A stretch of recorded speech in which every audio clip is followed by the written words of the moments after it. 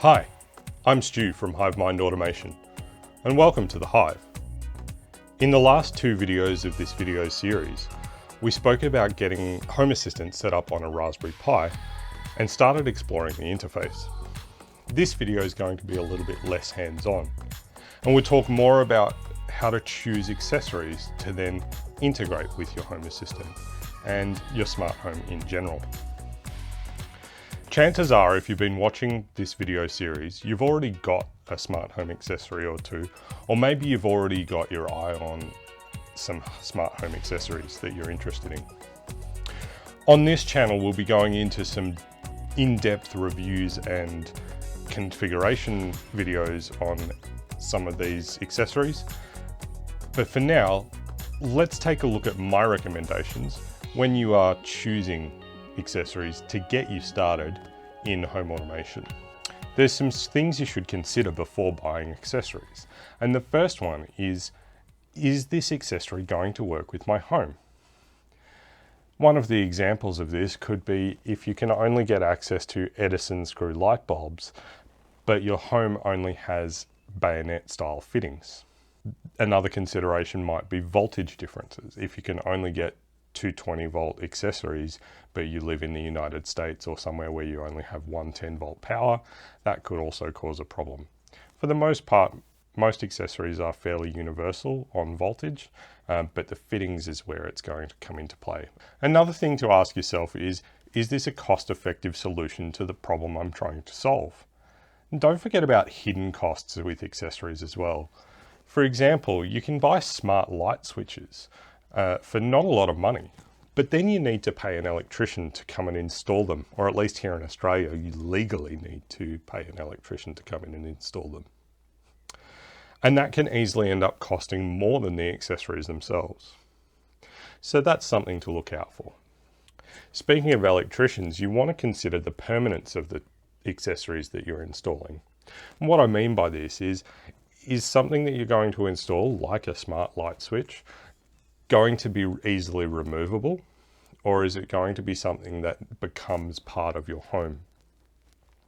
Now, if you rent your home, it's obviously not going to be practical to go replacing light switches or cutting holes in the walls to put cameras, etc. So choosing accessories that can be easily removed if you move house is worth considering. Things like smart plugs, smart light bulbs, and other wireless accessories can be used to help automate your home without you losing your security deposit. It's even worth considering the removability of your accessories, even if you own your home. Again, it comes back to if you're planning on moving at any time, you don't necessarily want to have to repurchase all of your accessories, but at the same time, whoever moves in next, they might not have the desire or know-how to set up and use those accessories. That being said, if they don't know how, send them along to this channel and I'll show them. The third thing to think about is the connectivity of your items. Is there a standalone app for the accessory, or will it work with your existing ecosystem? Whether you're using Home Assistant or just Apple HomeKit, Google Home, or Amazon Alexa, you need to consider whether or not the accessory that you're purchasing is going to integrate with that ecosystem. If you're following along with my videos and you're going down the route of Home Assistant, there is an integrations page right on the Home Assistant website, and you can search to find out if the accessory you're considering is supported natively or not. You can even browse through integrations in different domains such as camera, car, climate, or doorbell, or energy, and see the different products in that particular domain that would support what you're trying to do.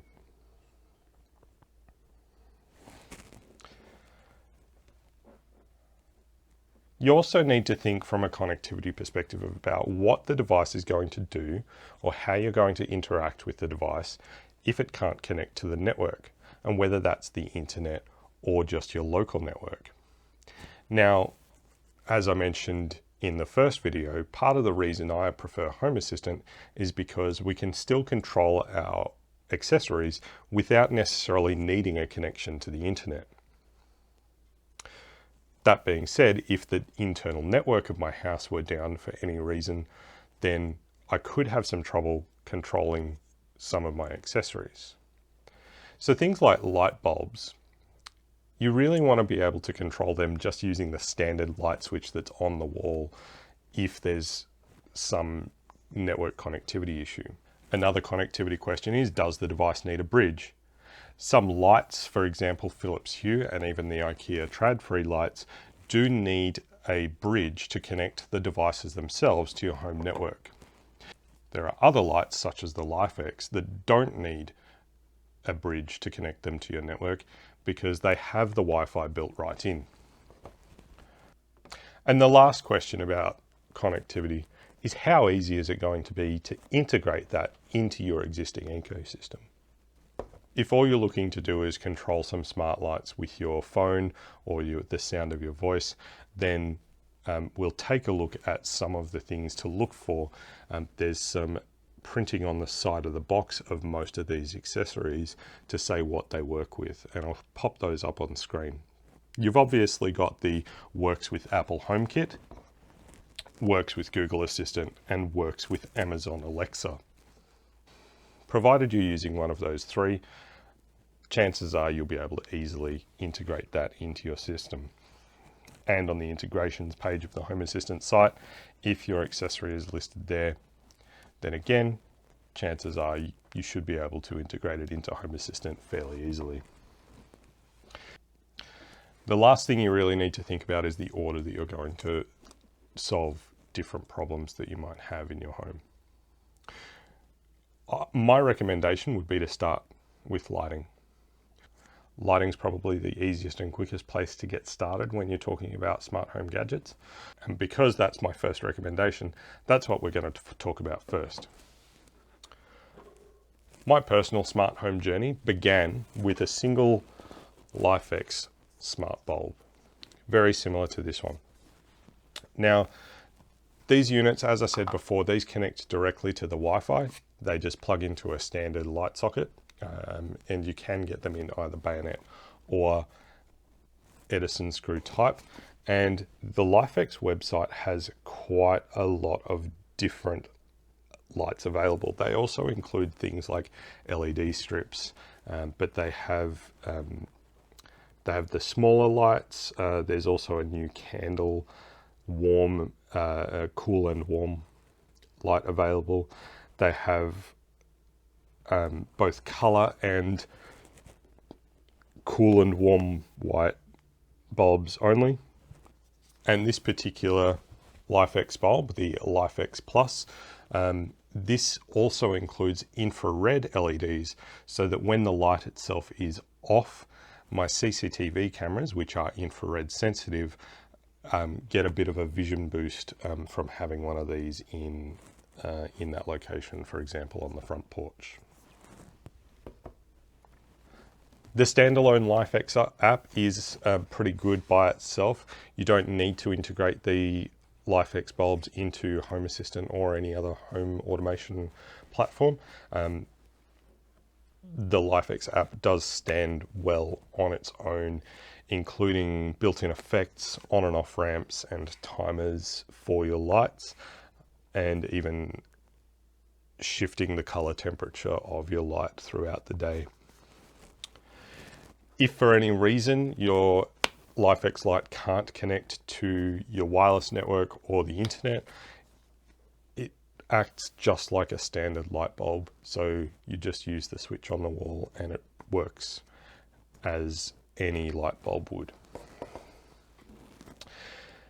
Some of the other benefits of, as I said before, it's Wi-Fi built in. You don't need a bridge to connect, and it can run standalone. You can buy one Lifx light and go.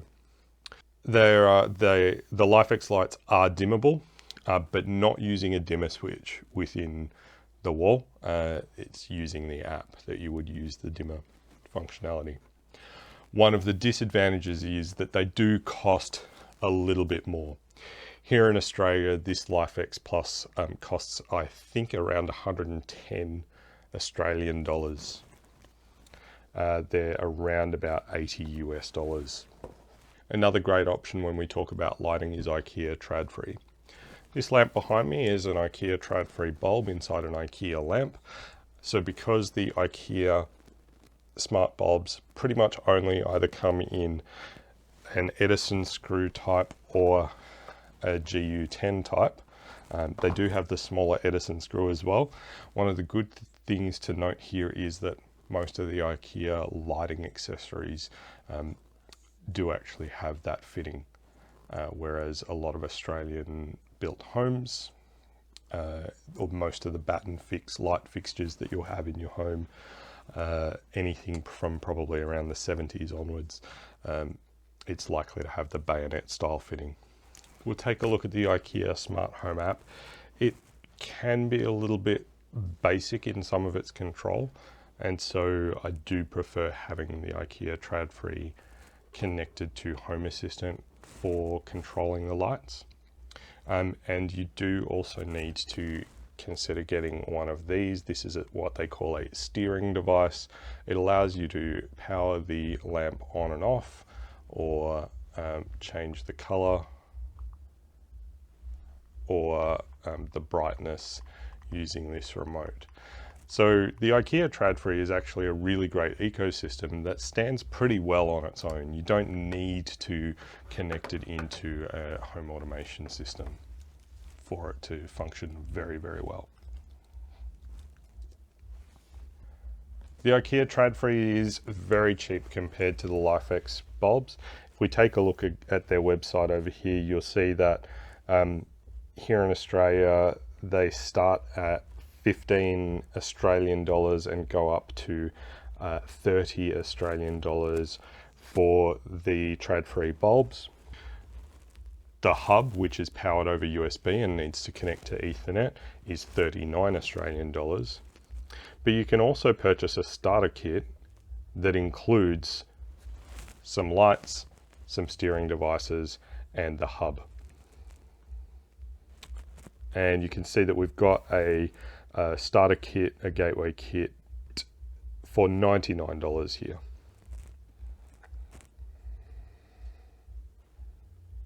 So they're pretty great value. As I say, the real consideration is going to be your compatibility with the Edison screw there. Now, I mentioned in video 1 that the whole point of home automation was to automate actions based on inputs from sensors and other data that comes into your home automation system. Now, obviously, to do that, we're going to need some sensors. My home automation sensor journey started when we were looking for a new security system. And we wanted something that was going to be smart and expandable. And we didn't want to have to run wires all through the house, because that was just going to be a pain. We eventually decided on a system based around the Xiaomi Aqara ecosystem. I think I'm pronouncing Aqara right. Starter kits for the Xiaomi Aqara include the base station, a contact sensor which you can put on your doors and windows to tell when they're open or closed, an infrared motion sensor, and a temperature and humidity sensor. They also include a button and one of these, a smart plug. We'll talk more about smart plugs a little bit later on. So that starter kit set us back around about 150 Australian dollars, and then we went and purchased some additional accessories to expand that so that we had more contact sensors and more infrared motion sensors as well. Now, around the time that I was setting up the Xiaomi Aqara system is around the time that I discovered Home Assistant. And it was because the integration for the Xiaomi alarm system, or the Xiaomi smart home sensors, into Home Assistant was super simple. And at that time it was a very code-based integration, whereas now it's actually integrated into the user interface. And we'll take a look at that in another video. I'll do a full review of the Xiaomi Aqara system. It is expandable and it uses a protocol called Zigbee. Now, we'll talk in more detail about Zigbee in another video, but it's essentially a wireless protocol that's very, very low power. These sensors, I've replaced one battery in the 2 and a bit years that we've had these sensors for. And it's just a little coin cell battery. This one's a 3 volt. I think it's very, very tiny, as you can see. So these batteries last for ages, and the one that I did end up replacing was actually for the temperature and humidity sensor in the ensuite bathroom that I mentioned in the first video as well. And the main reason for that is because the temperature and humidity is fluctuating so much in that room, it's sending a lot more data than any of the other sensors. The base station itself is the Zigbee gateway, and that can be used also as a doorbell chime,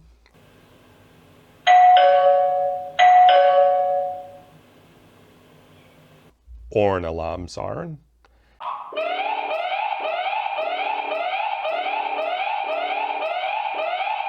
And it can also be used as a nightlight with full RGB lighting. Right out of the box, you can use the Xiaomi system as a smart burglar alarm with the integrated app. I do really like the Xiaomi Aqara system, and I'd highly recommend it.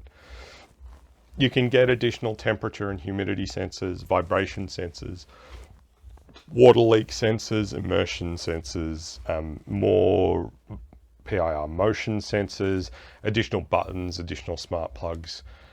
One of the downsides there is that the base station itself will only talk to Xiaomi accessories, so Xiaomi Zigbee accessories, but the Xiaomi accessories themselves can connect theoretically to any non-Xiaomi Zigbee base station. Additionally, there is a limit to the number of accessories that you can link to a single base station. So if you go above, I believe it's 30 devices on a single base station, you'll need to purchase another gateway. And that's not really a big deal. It just means integrating a second gateway into Home Assistant. The Mi Home app from Xiaomi seems to work best when you set the region to mainland China, and that can cause some issues unless you read Chinese for finding some of the API keys, etc. The good news there is though that there's a bunch of people who have done this before, and we'll actually be doing a video on this in a future episode. So it's pretty well documented. You'll be able to find your way around, but it can just be a little bit more difficult.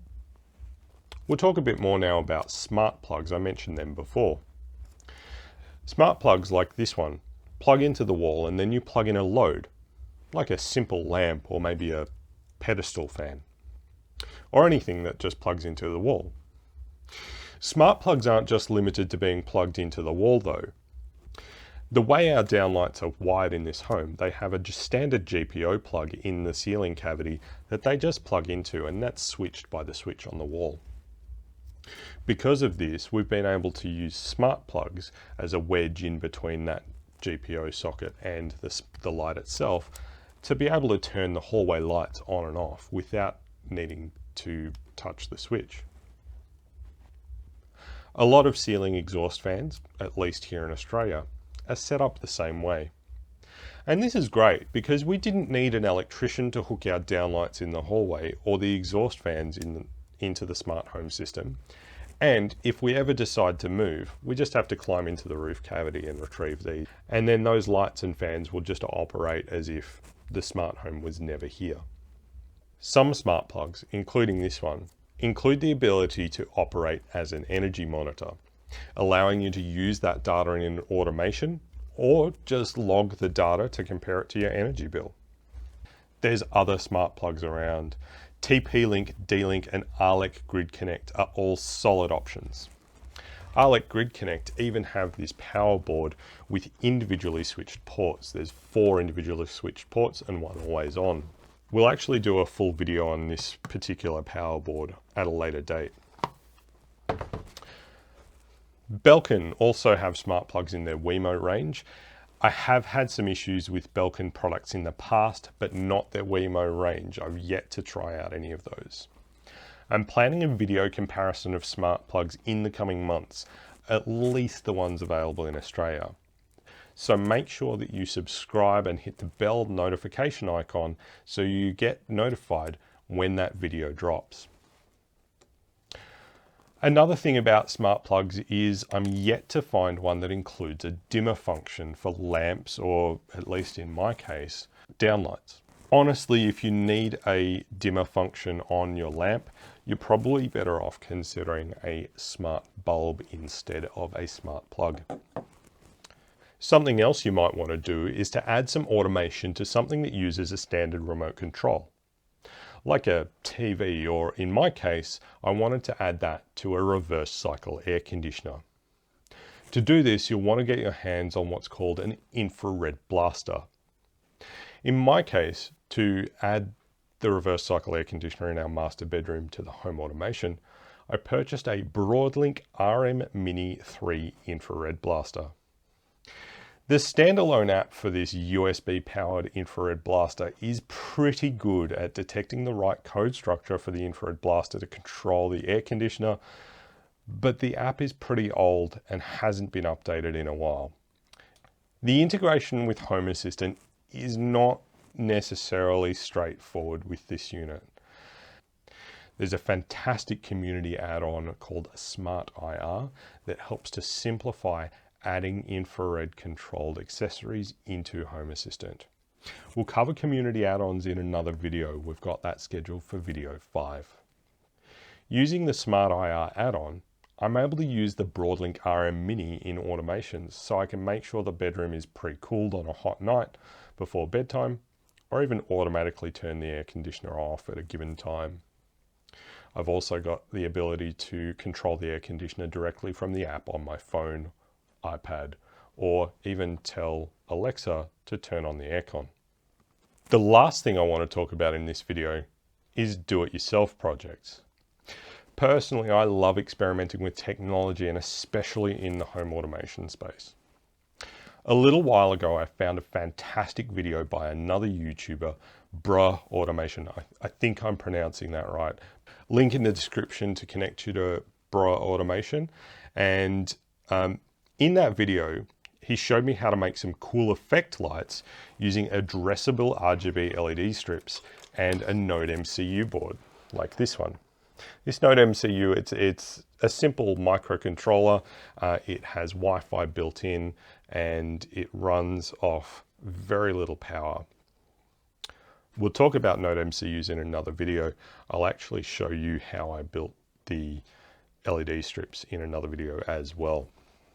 Now, I had some addressable RGBW LED rings and LED strips left over from a previous project that I'd been working on before I even got involved in home automation. And so I hunted around for a little while, and I found a fork of Bruh Automation's code that supported those RGBW LEDs. Some experimentation on breadboards and double-sided tape later, and we now have bias lighting behind the TV.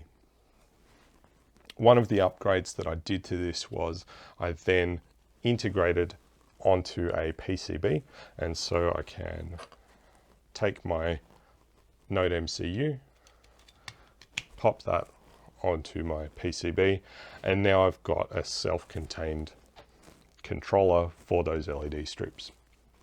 I do intend to upgrade the bias lighting on the TV a bit later to be reactive with what's on screen, and I'll video that for you.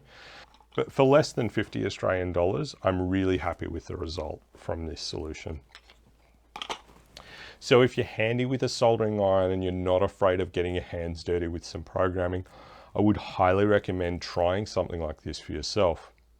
It's a great way to learn some of the in-depth functions of how your smart home gadgets tick. Now, of course, there's more things that you could integrate into your smart home setup to make it your own.